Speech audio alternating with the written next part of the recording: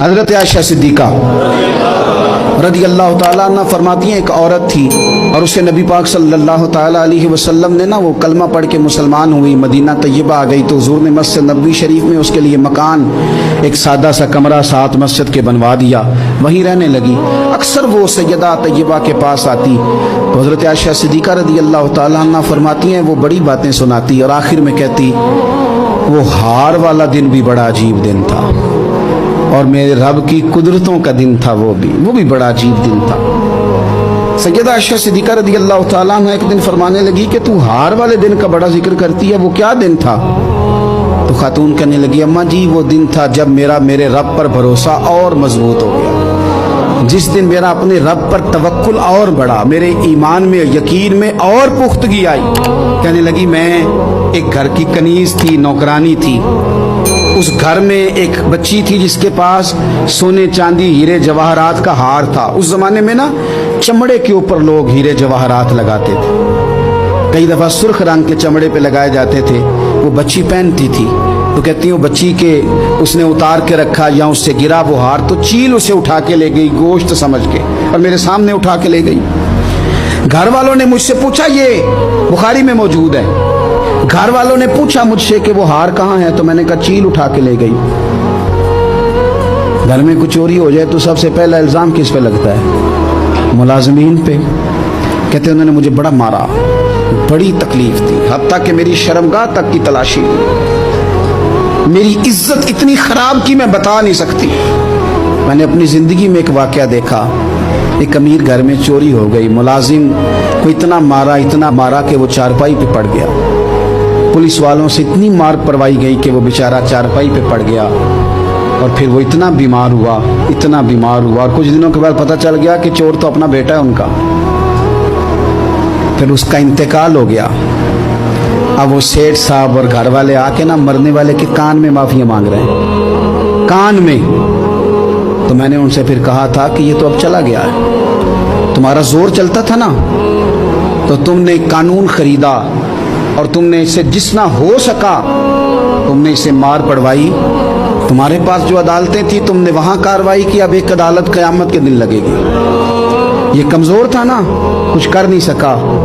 میرے نبی پاک صلی اللہ علیہ وسلم نے فرمایا سن لو، اگر سینگ والی بکری نے بغیر سینگ والی بکری کو تکلیف دی ہوگی نا تو قیامت کے دن اسے بھی بدلہ دینا پڑے گا کہ تیرے پاس سینگ تھے اور تو نے اسے مارا تھا۔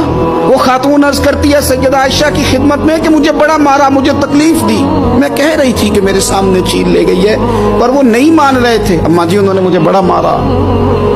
حضرت عائشہ صدیقہ کہتی ہیں پھر کیا ہوا؟ کہنے لگی اماں جی جب کوئی میرا مددگار نہ رہا، مجھے تکلیف دے رہے تھے، رسوا کر رہے تھے، تو میں نے اپنے رب سے مدد چاہی، میرے رب کی طرف میں نے توجہ کی، میں نے کہا مالک اب تو ہی میرا مددگار ہے۔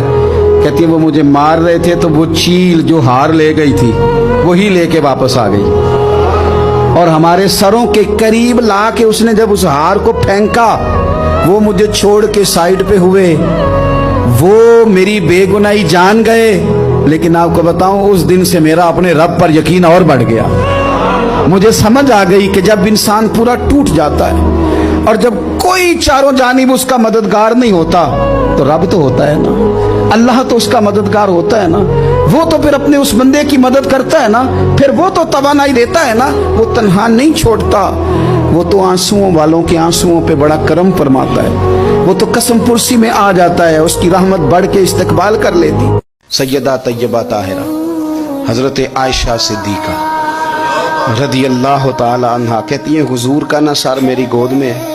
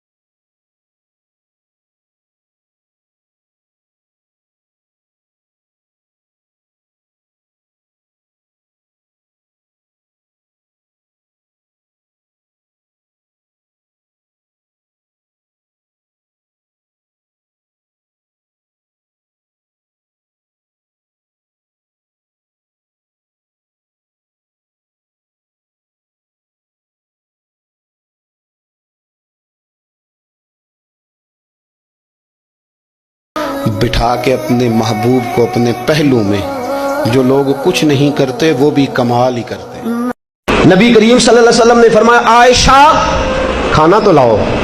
सैयदा आयशा खाना लाई तो रसूल करीम अलैहिस्सलाम से अर्ज़ करती हैं, सोने यहाँ सिरका ही है और मेरी तबीयत का भी नहीं बना जिस तरह का मैं इसको बनाना चाहती थी। सिरके का कुछ मैंने बनाया है लेकिन मैं अपनी मर्जी का नहीं बना सकी। रसूल करीम ने वो सिरके का, जिसको खुद हज़रत आयशा कह रही है कि मर्जी का नहीं बना, हुजूर ने खाया। हज़रत आयशा फरमाती है इतने मज़े से खाया कि जैसे बड़ी आला ग़िज़ा हो। फिर हुजूर ने अपनी मुक़द्दस उंगलियों को मैंने देखा कि हुजूर चाट रहे हैं। फरमाया आयशा कमाल बना है, आयशा तूने खूब बनाया है, क्या खूबसूरत खाना है। हज़रत आयशा फरमाती है कभी मैंने खाना बनाया हो, कभी ऐसा नहीं हुआ कि मेरे रसूल ने मेरे खाने में ऐब निकाला हो। कभी पसंद ना होता तो छोड़ के चले जाते, लेकिन हुजूर ख्याल रखते कि गर्मी के मौसम में बावर्ची खाने में खड़े होके सारा वजूद पसीने से शराबूर है, इसने खाना पकाया। हुजूर मेरे खाने में ऐब नहीं निकाला करते थे। तो बीवी के खाने में ऐब नहीं निकाले जाएंगे बल्कि उसकी तारीफ की जाएगी और फिर मेरे दोस्तों उसके जज्बात का ख्याल रखा जाएगा, उसके जज्बात का।